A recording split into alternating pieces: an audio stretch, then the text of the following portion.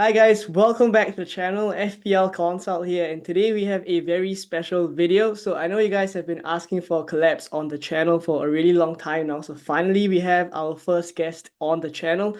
Trust me guys, it is worth the wait because we have FPL Fran today, who's obviously a creator himself. I'm sure you guys already know him from YouTube or Twitter, and he's a creator with credentials to back it up as well because he finished last season 437th in the world. So it's an absolute pleasure to have you on the channel today. How are we doing, friend? I'm doing good, thank you. It's a tremendous honor to be the first guest being invited, so thank you for having me. Awesome, awesome. So I can't wait to get started. Since it's the first video on the channel as well, just for the viewers who are watching, we'll just get chatting with some general questions first before we move on to the draft, discussing some of the key points. So hopefully you guys enjoy this video and you find it useful. If you do enjoy it, please do drop a like, please do subscribe as well. And of course, do head on over to Friend's channel as well and subscribe too. All right, so friend, let's get started. In general, I just want to know a little bit about your history with FPL. So, how long have you been playing FPL for? How do you get introduced to the game, etc.? Yeah, so I think I've been a football fan all my life, but in terms of actually playing FPL and playing an actual season of FPL from start to finish, I think that only really happened 4 years ago because I started to create some content with a friend of mine. And then back in the day, my YouTube channel was just a tactics channel. And I then played FPL just because at the time during COVID, it was very easy to watch football all the time. So part of my engagement was playing FPL as well, whilst obviously creating content. And I never thought I would be a fantasy football manager, but I had a decent, okay-ish rank, probably the first full season I played. And I then sort of stepped into doing some content for the previous Euros, so 2021, the fantasy game over there. And that kind of got me into the rhythm of creating fantasy type content. I think what made it a little bit difficult for me jumping into FPL is the intricacies around planning and things like that. And over time, it's taken a little bit more to sort of get used to that planning aspect of things because it's very different from just sort of assessing, how good a football player is. You need to sort of put fixtures in context, and that took a bit of time, I think, in terms of that sort of lag. But yeah, I've been playing for a few years now. My approach has obviously changed dramatically. A lot more sort of accepting of data, also very scrutinous of data as well. I don't really want to share misinformation or small sample sizes, things like that. So yeah, it's always been a case of year on year. I hope to sort of refine my approach, try to stay as up to date as possible, tactical updates, things like that, and building in my head almost a model, I suppose. And so I can make decisions on my own. Yeah. Really, really cool. And you mentioned as well, just now that you started off your channel as a bit of a tactics channel. So I guess, just a little bit on a personal level, did you ever imagine yourself being an FPL content creator? No, but I think what's funny is I enjoyed the aspect of picking players sort of based on my own decision making, and that felt very analogous to sort of when you're looking at tactics and you're sort of looking for things that you like, things that you don't like. I don't think I was, it wasn't a very serious channel at the time. It was just a little bit of a fun collaborative project. And neither did I think I'd be a fantasy content creator. But as I said, with the Euros content, it kind of did extremely well. And I think it was really well received because probably my knowledge of some of the other European leagues kind of came into play a little bit, and it was helpful with creating content. And as I said, I knew I probably had a big knowledge gap compared to some other FPL content creators. So it's been a case where I've had to sort of level up my understanding of how to approach FPL as opposed to how my approach to football works. Awesome, awesome. I'm a massive, massive fan of your channel. I've watched quite a couple of videos as well. I understand that you are a very analytical manager as well. So I guess it's a good segue into talking a bit about last season because last season you did really, really well. 437th in the world, so it's absolutely insane. Talk us through a bit about your journey to the top 500 in the world, and also how does it feel like? Yeah, I mean, like I think as I always say, it was an extremely lucky finish. So I'm very happy that I got it, but fully aware of how many things had to go well and in my way, or my way rather to happen to get that sort of finish. I Mhm. think definitely having a data backed approach really helps because generally the way I would sort of picture it is, yes, you have a conception of who are good players and who are not, but you also want to frame it and try to remove as much bias as possible. Now, I think where I show a little bit of my own bias is maybe my understanding of how many minutes a certain player will play, how preferential a manager is over a certain player, over another, and tend to, of course, if I'm able to maybe spot a trend or when it comes to, let's say, a team or a player, for example. I think Anthony Gordon was a player last season I spotted really early that I liked his minutes.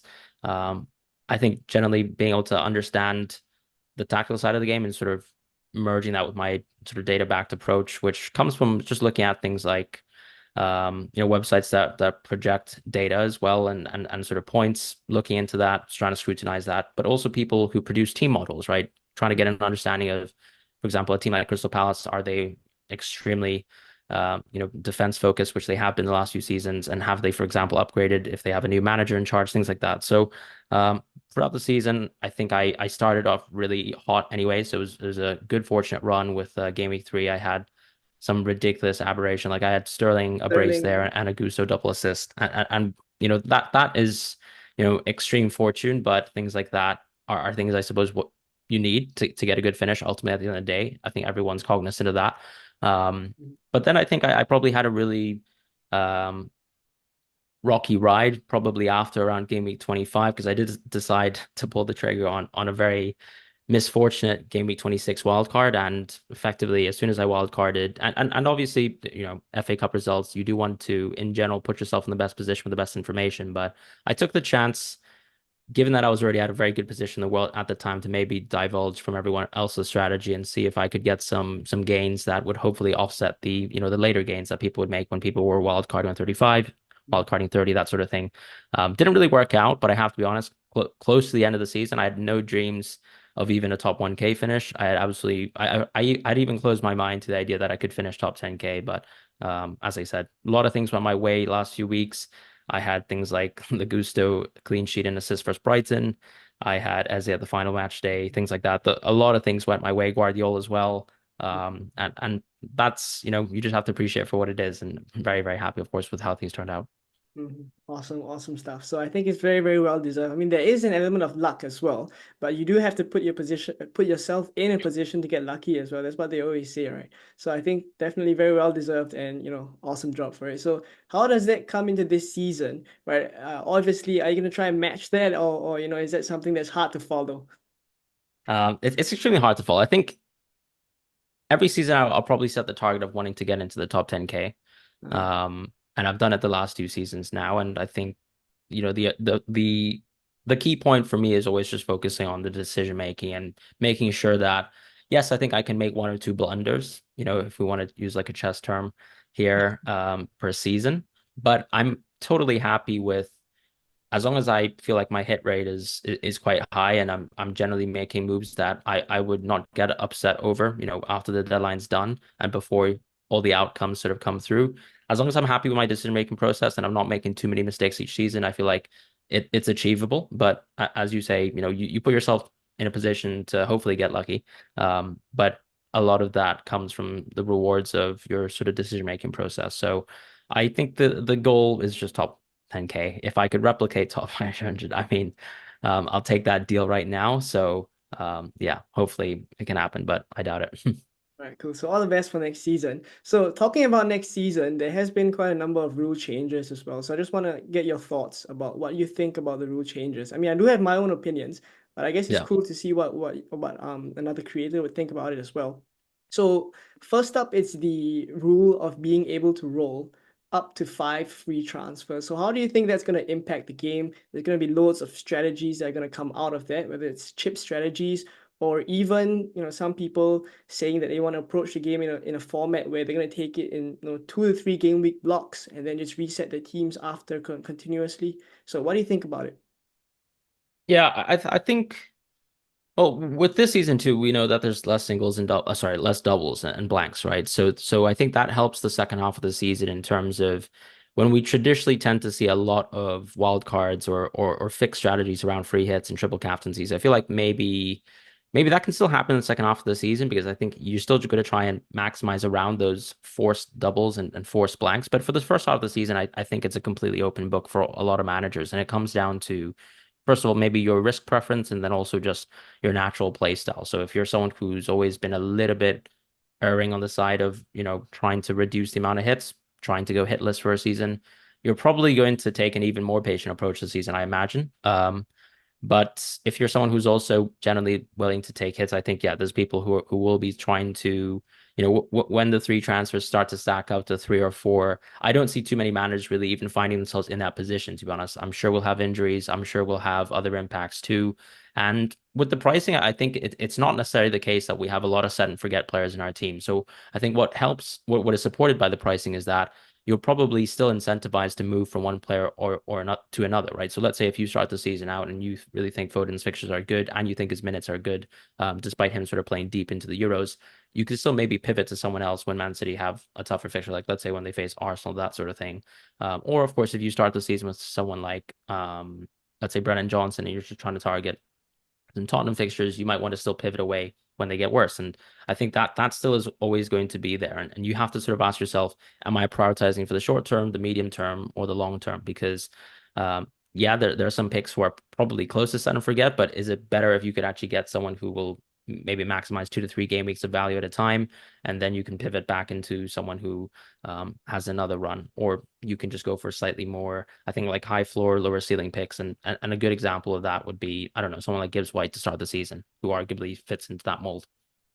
Yeah, completely agree. So I think you did mention a couple of times about, jumping on and off players, finding the right time. So I think with the pricing of the players, etc., which is actually the next point that I want to talk about, the pricing that they've gone for this season is pretty high. I mean, they've raised quite a number of players price tag to, Cole Palmer, 10.5 million. None of us really expected them to go there.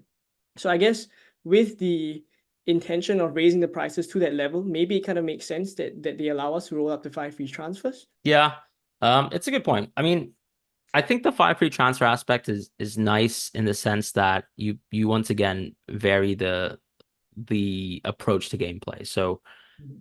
I think for the manager, and also I think the casual aspect is probably the big one, right? Where if you're someone who's missed 2, 3 game weeks at a time, how do you catch up if suddenly your transfers are getting burned after that second free transfer gets piled up? So I think that probably might be the more significant aspect. But then for people like us who are going to be active anyways each week, Yeah. I still like the idea that you'll probably have to ask yourself each week whether you want to make that transfer or not, or whether you prioritize getting that additional free transfer.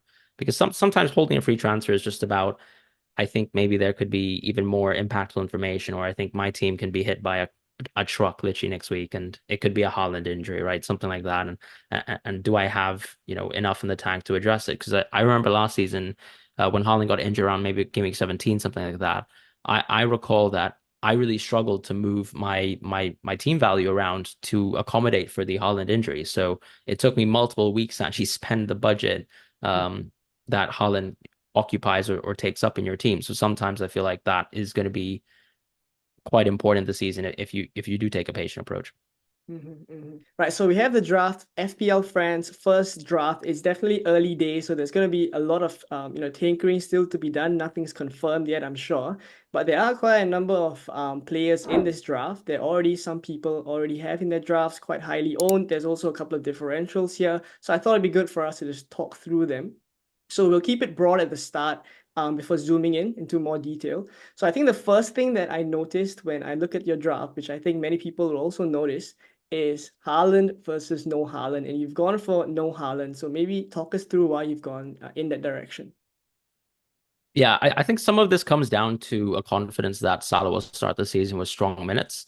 Now there is on the radar some Takefusa Kubo news, so we'll see what happens there. But generally speaking, I do think that Salah should start the season with close to hopefully 85, 90 minutes per game. And if that's the case, given that Liverpool have such great fixtures, I'm generally comfortable with captaining Salah for all of those weeks, and thinking that the opportunity cost versus a Haaland captaincy, when you take into account the additional 2.5 million it takes to go for Haaland, would make sense. And I think, of course, the big swings are going to be, let's say, game week 5, Haaland doesn't particularly have a great fixture. That's Arsenal. Game week 2, of course, Salah doesn't have Ipswich, right?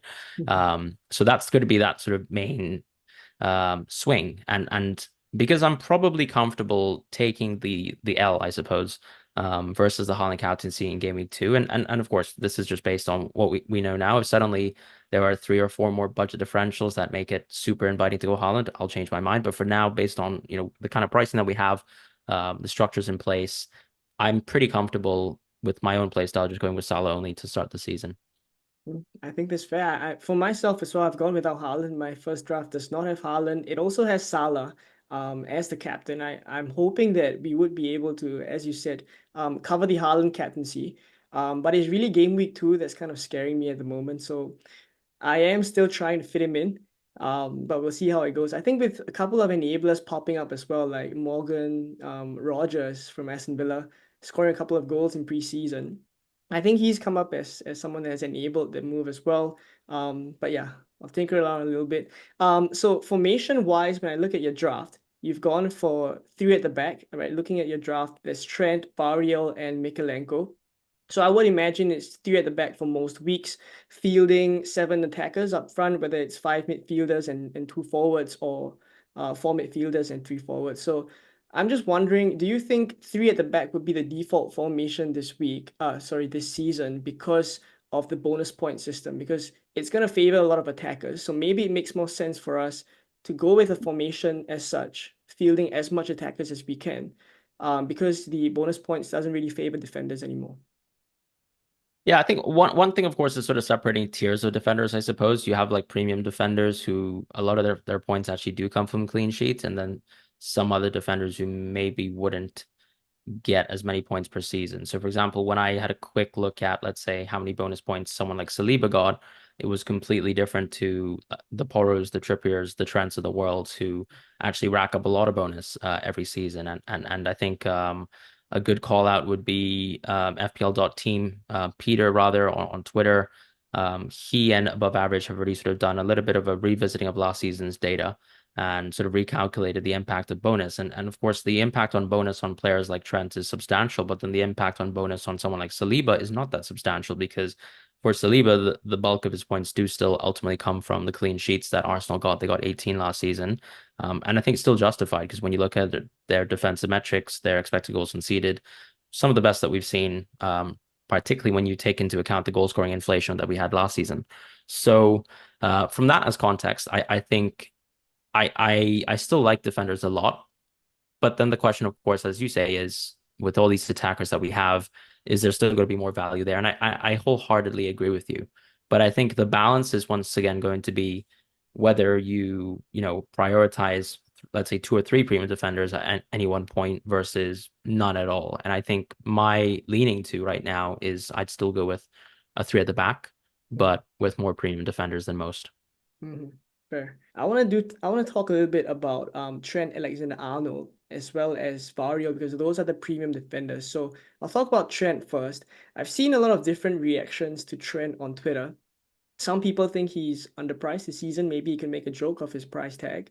But other people also think that, he didn't really have a good season, the last campaign by his standards, of course. And maybe, he's not worth that kind of a premium price anymore.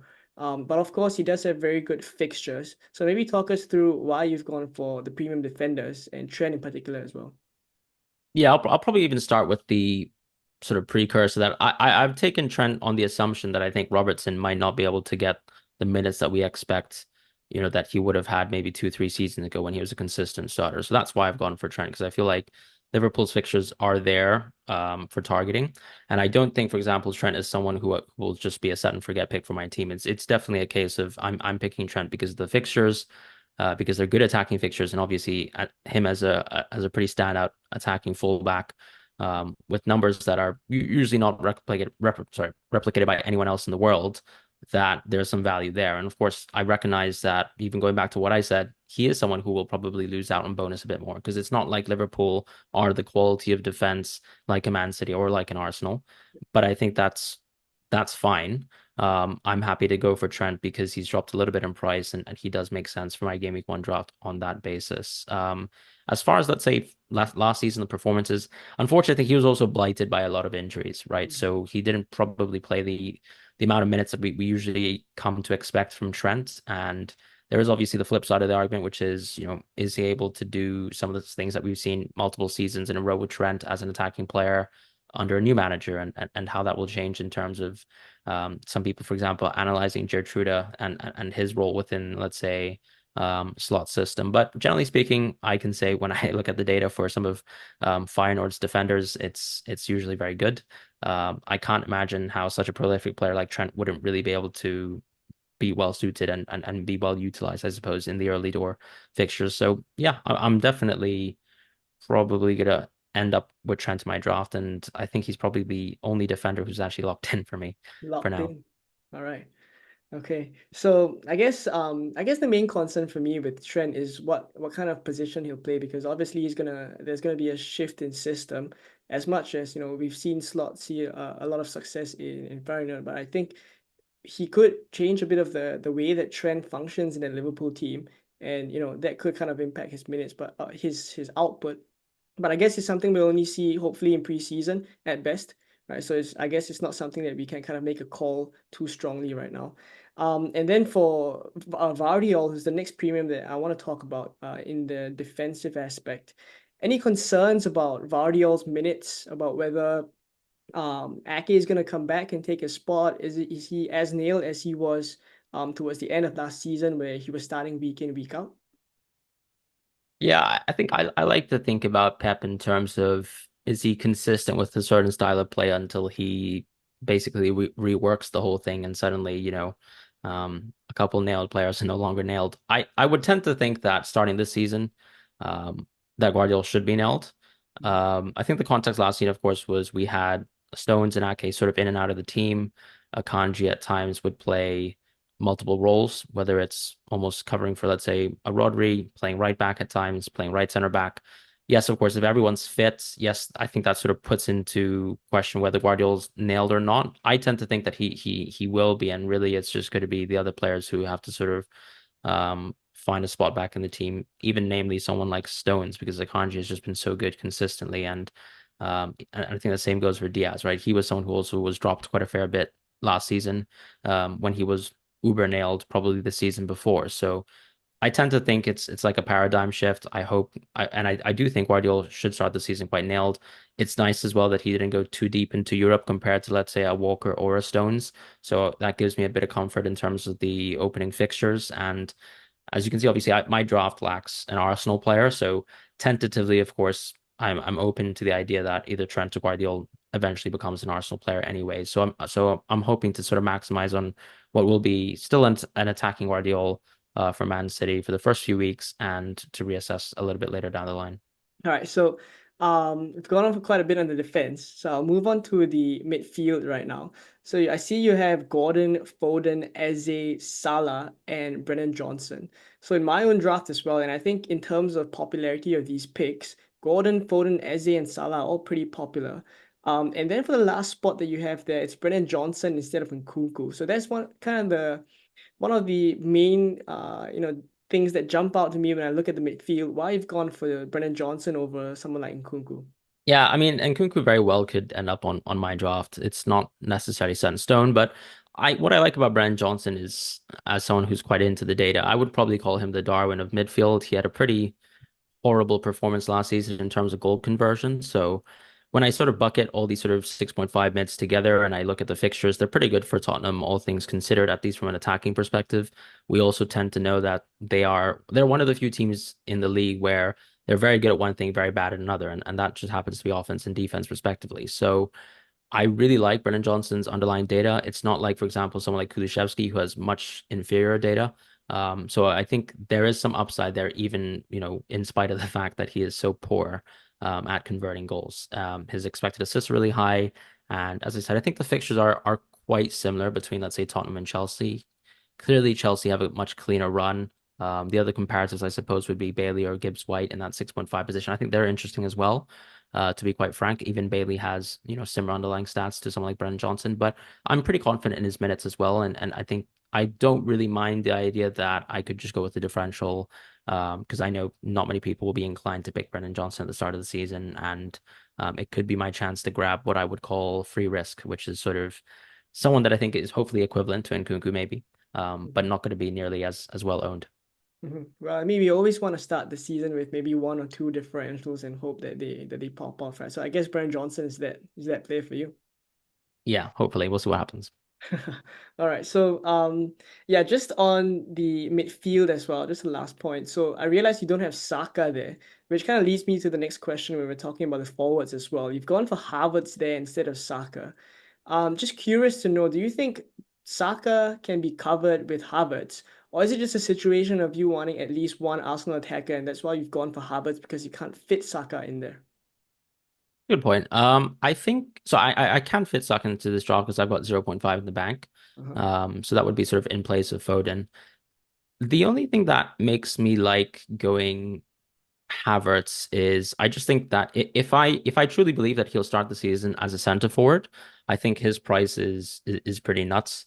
Um, but it's that sort of opportunity cost of whether I know that's going to happen. So with Foden as well, what I like is I probably have to transfer him a little bit later than let's say if I went for Saka as well. Because when I look at Havertz and Saka, I probably would feel like I would pivot on one of the two um, by that fixture with Man City. Whereas with Foden, I feel like I'd more likely to keep him and then pocket that 0.5 for change. I kind of like Havertz at the start more so than Watkins as well in that position.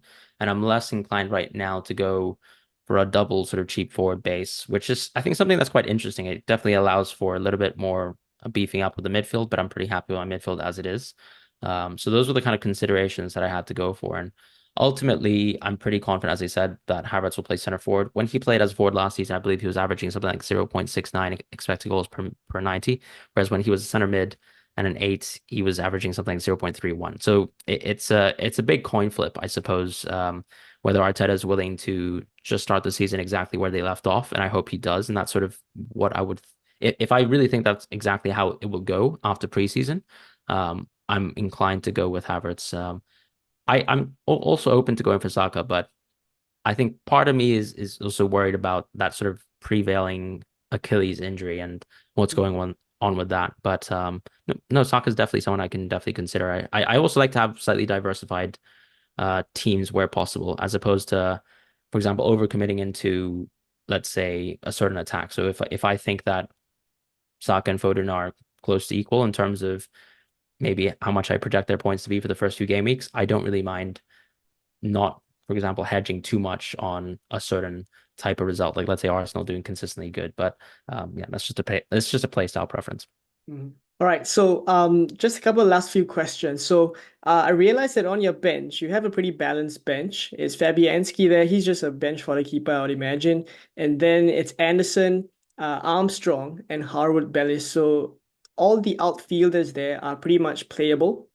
So I'm just wondering this season because there's five free transfers. I've read on a couple of different strategies, and I'm also thinking maybe that could be some strategies that people adopt, which is to just load up all the money that you have into the starting 11 and then just leave pretty much no money on the bench and go all in for your starting 11. So I'm just wondering, is this a season where with the five free transfers that we have that we can roll, could it be a situation where it's worth a gamble where we don't really need that strong of a bench, maybe one or two players, and then we just use rolling the transfers to deal with injuries or kind of needing to replace players? Yeah, it's a good point actually. I think one thing that's worth recognizing too is we probably don't have, any different amounts of free transfers spent during the season. So when I recall my last few seasons, an approach that I've adopted a bit more is allowing for a little bit more rotation, whether it's defenders, whether it's around attackers. So when you look at, for example, a player like Havertz or Watkins, and they've got a bad fixture on game week two, prospectively, I don't really mind the idea of playing Armstrong ahead of these sorts of players. And I also like the idea that Armstrong, and we tend to see that as well, where sometimes you get blighted by an absolutely surprise injury, things like that, and you do need to call upon your first bench and things like that. So, yeah, I tend to think because of the way I've rotated with my third defensive spot, Crystal Palace and Everton have alternating fixtures really. So it's more than likely that Armstrong will almost be like a default starting forward or first place um first bench option for me. So I like having that there just because it's a security. If, for example, let's say you have surprises and you have, let's say, a very top heavy team that's based on your starting 11 or 12 mostly, you might not really able to comfortably achieve, I guess, the points that you want. And as I said, it still works for me in terms of I'm totally okay with the logic that some people have, which is good players are good.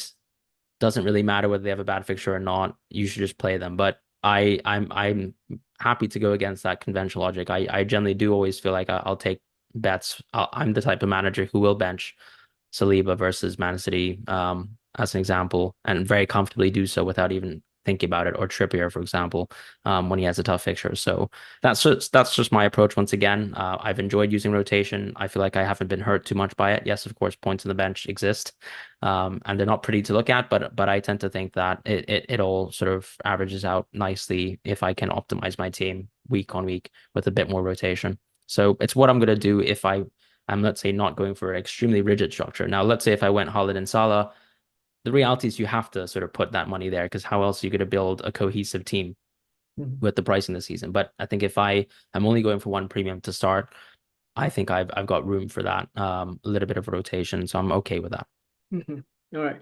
So just the last two players that we haven't spoken about, or the last player that we haven't spoken about is Cells, that you've chosen for the keeper. So maybe talk us through a bit about why you've gone for Cells as the 4.5 million keeper, because there are a couple of other options at the 4.5 million bracket as well. Like I think Henderson from Crystal Palace, Flecken from Brentford, even Sanchez, that some people are saying he's gonna retain the Chelsea spot. So what do you think about the keeper position? I think one thing that helps is, given the bonus changes, I tend to think trusting teams that are defensively solid and hopefully would lead to the maximization of clean sheets is something that I'm going for. You make a great point with Henderson. Crystal Palace were probably a slightly better defense, and probably still are rated as a slightly better defense compared to, let's say, Nottingham Forest. And then Everton is one of those teams as well, outside of that top three bracket, right? Who are of interest to people. For Chelsea, I tend to think that they're a slightly more attacking focused team, and their underlying data also suggests that they're a slightly worse defense than they are, let's say, an offense. So I'm sort of leaning towards going for a Nottingham Forest goalkeeper, just based off of those metrics alone, and the fact that they actually have some pretty nice opening fixtures. Sanchez is interesting though, regardless, and I don't think there's too much in between all these keepers. Part of the reason why I've not gone for Henderson, for example, is just don't really mind having a diversified team. Now, if, let's say, Crystal Palace were a much better team than Nottingham Forest on defense, or at least on my conception of their defense, I'd probably go double Crystal Palace defense as an example. But because it's all quite close, and I still think Crystal Palace are slightly better defense than Chelsea, that's sort of where I've landed for now. But who knows? I mean, even Carlos Miguel might start for Nottingham Forest. True, true. Yeah. Let's talk about him coming in for Matt Sells as well, right? Yeah, Yeah. yeah. So he's like 6'8", I believe. So quite a big lad. All right. So, all right, I think we'll leave it as that. Thank you very much, friend, for coming on to the channel again. The first guest on the channel, so it's an honor to speak to you. For those watching as well, if you aren't subscribed to Fran's channel, the link will be in the description. Go and subscribe to his channel. And I'm sure great things will be coming for him this season as well. Thank you guys for watching to this point. I hope you guys enjoyed it. Do drop a like, do subscribe, and we will catch you in more FPL videos very soon. Bye bye.